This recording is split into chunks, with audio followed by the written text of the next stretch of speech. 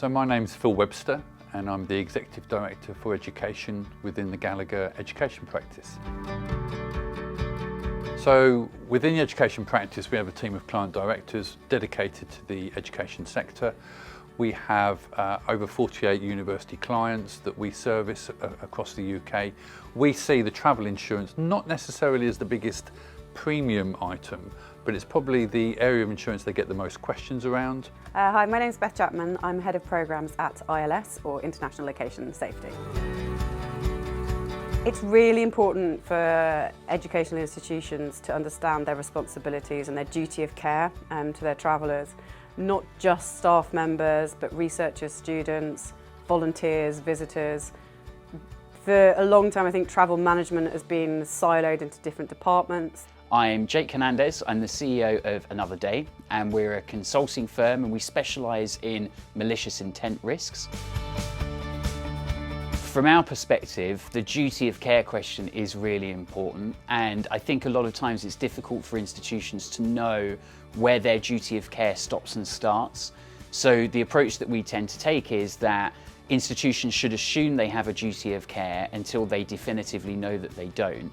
And I think the interesting thing about educational travel is you do tend to have a lot of blurring of activities during those trips.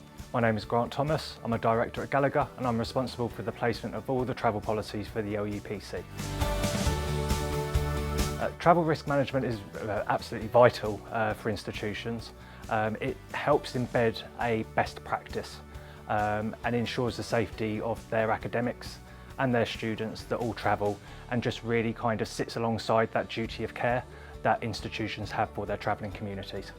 From our perspective, travel risk management is really important because when we're talking to higher education clients, they operate in a very different organisational context than a lot of our other clients. For them, it's much more difficult to input and set up a travel risk management system effectively because a lot of that responsibility is decentralised. So that's something that we work a lot with higher education institutions to try to rectify and work around. At ILS, we work with a number of different humanitarian organisations to provide safety and security consultancy, and we also run training programmes as well, both face-to-face and online. So my role of Head of Programmes is working with a number of different clients to go in and assess how they are managing safety and security for their staff and for their travellers, and to provide them with guidance, advice, developing new policies, procedures, and then importantly then rolling out the implementation and embedding those procedures within their staff and wider teams. Hi, my name is George Shaw. I'm the Managing Director and co-founder of ILS. So in September 2021, the International Standards Organisation, ISO, rolled out Standard 31030 for travel risk management. This is a new global standard that's been designed to provide a framework of good practice for organisations to follow globally. So this is a standard, guidance standard for any organisation in any part of the world. It's a broad standard. It provides guidance rather than rules, and it gives all organisations, wherever they are, whatever they're doing, a steer on how they should be managing the safety of their staff when they're deployed away.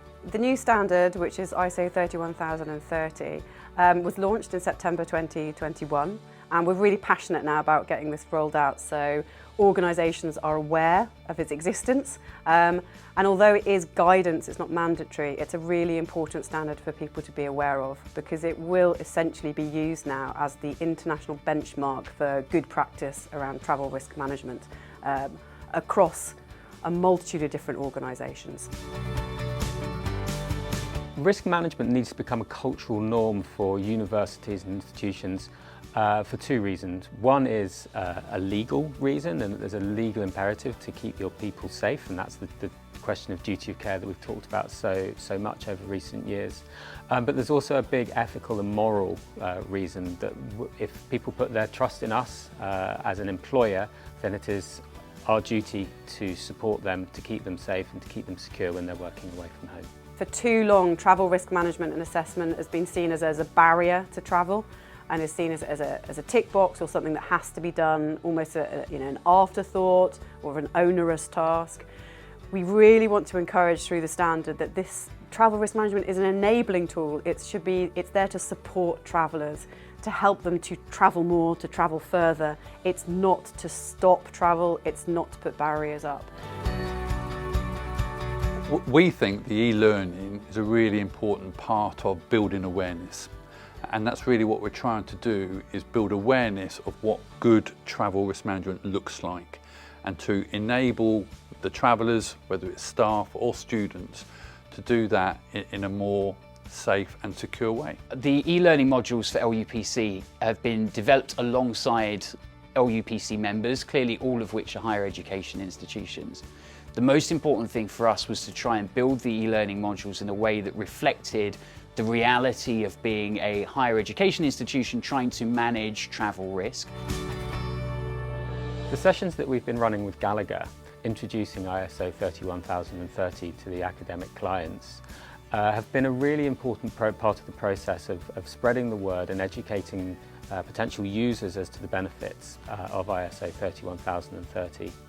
We think this training session is really important, and we've called upon ILS to deliver the training because of their experience in the sector and their awareness of the new ISO standard. The seminars that we've done recently with the LUPC membership, I think have gone extremely well. I think the main thing about them is that they actually act as an information sharing mechanism between members, and we're really just there to facilitate that. Because I think some of the things that we really see when we're talking to individual risk managers is that they're really interested to see what other institutions are doing, how other institutions are approaching the same problems, and how they're approaching the same risks. What we want people to take away from the training is a deeper understanding of what good quality travel risk management in their sector, which we appreciate does have challenges, needs to look like.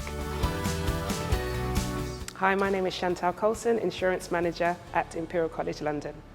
So the thing I found most useful and learnt in today's session was about the actual standard itself and the guidance that they are advising and recommending. I'm Sally Condie, I'm Head of Insurance and I work at the University of Surrey. I found today's seminar really worthwhile in attendance. I brought 2 colleagues with me as well from the university, so they also did. We have found some tangible things that we will be able to act on when I return to the office, in particular around risk management and the incident management. Hi, I'm Michelle Thompson. I work for AIG, I'm an underwriter, and it's been absolutely fantastic to be here today supporting Gallagher, ILS and LUPC. I think my key takeaway from today is just to elevate the level of the importance of travel risk management back at the university, so just to get more senior management buy-in to improving our processes to keep our travellers safe.